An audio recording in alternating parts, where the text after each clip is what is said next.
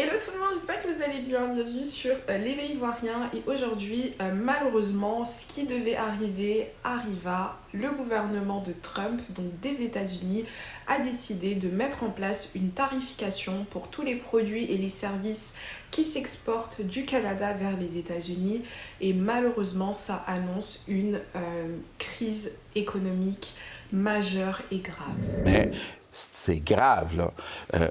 Nous, on estime, s'il y a des tarifs modulés, qu'on pourrait perdre jusqu'à 100 000 emplois au Québec. Mais si jamais c'était 25 sur tout, on parle de 160 000 emplois qu'on perdrait juste au Québec. En combien de temps? Bien, sur un certain nombre de mois. Sur un certain nombre de mois, là, disons, Donc, c'est un vent de sur face 6 mois. majeur. Par l'extrait vidéo que je viens de vous mettre juste avant, vous comprenez que la situation elle est extrêmement grave. Le gouvernement du Québec parle de plus de 100 000 emplois perdus d'ici les prochains 6 mois, ce qui est énorme et il y a d'autres provinces aussi qui parlent à peu près des mêmes chiffres. Donc on doit comprendre que le gouvernement du Canada ou que le Canada en général s'attend à une crise économique majeure. Dans un premier temps, ça vous fait comprendre à quel point pourquoi l'immigration malheureusement n'est pas la priorité en ce moment.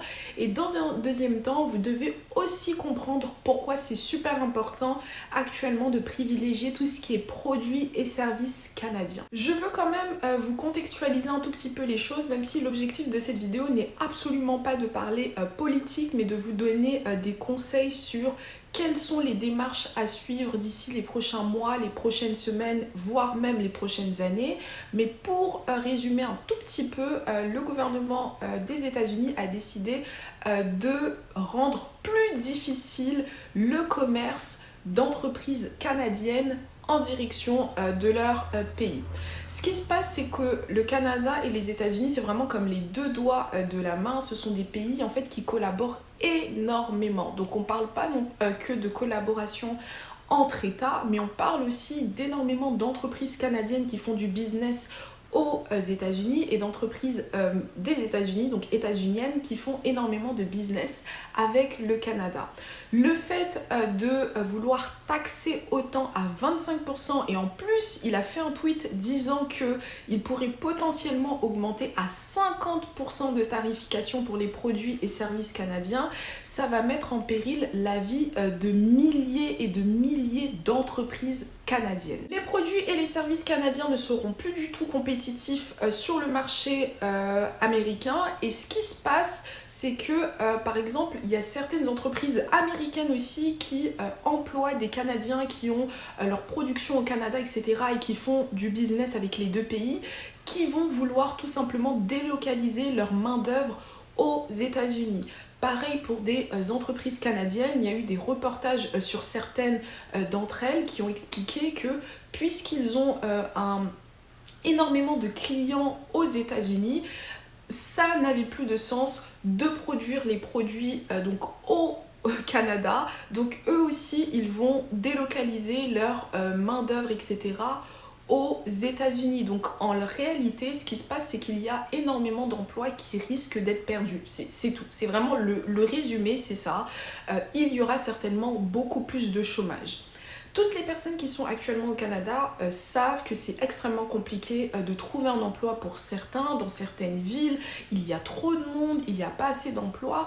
Et dans d'autres villes, il y a très peu de monde et beaucoup plus d'emplois. C'est pour ça aussi que je vous demande lorsque vous immigrez au Canada, de penser à changer de ville, aller dans les plus petits villages. Par moment, il y a des usines de fabrication de produits, etc. qui existent.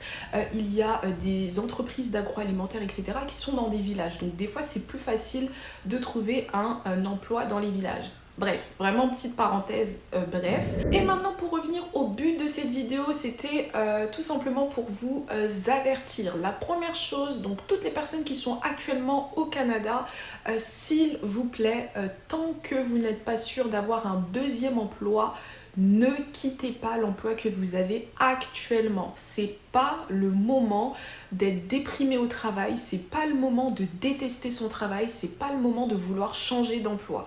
Si jamais c'est votre cas et que vous souhaitez quand même quitter votre emploi, assurez-vous s'il vous plaît d'avoir limite commencé votre nouveau job avant de laisser votre emploi actuel, parce que ça va être normalement, de ce qu'on comprend, de tout ce que les gouvernements des provinces expliquent, ça va être beaucoup plus compliqué de pouvoir sécuriser son emploi au Canada dans les prochaines semaines. La deuxième chose, pour toutes les personnes qui sont ici, il faut qu'on puisse tous consommer que canadien. Actuellement, lorsque vous allez dans les supermarchés, s'il vous plaît, regardez les étiquettes et refusez d'acheter des produits des États-Unis.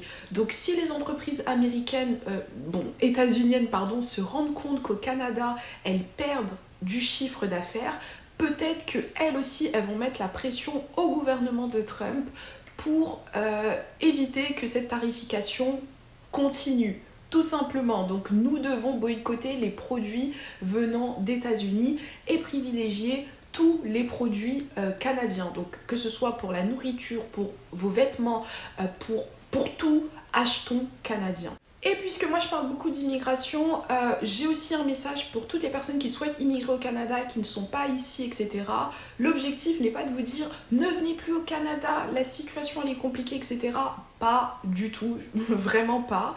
Mais c'est juste que voilà, vous devez repenser votre projet d'immigration. Si actuellement vous êtes dans des démarches, etc., venez avec plus d'argent. Ça peut être un petit peu plus compliqué de trouver un emploi d'ici les prochaines semaines.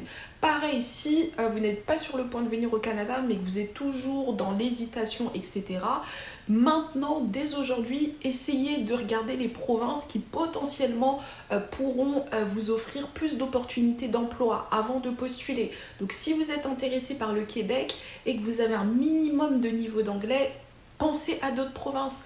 Pensez, je dis n'importe quoi, pensez à l'Alberta, pensez au Manitoba, pensez au Saskatchewan, pensez, je dis n'importe quoi, à l'Ontario.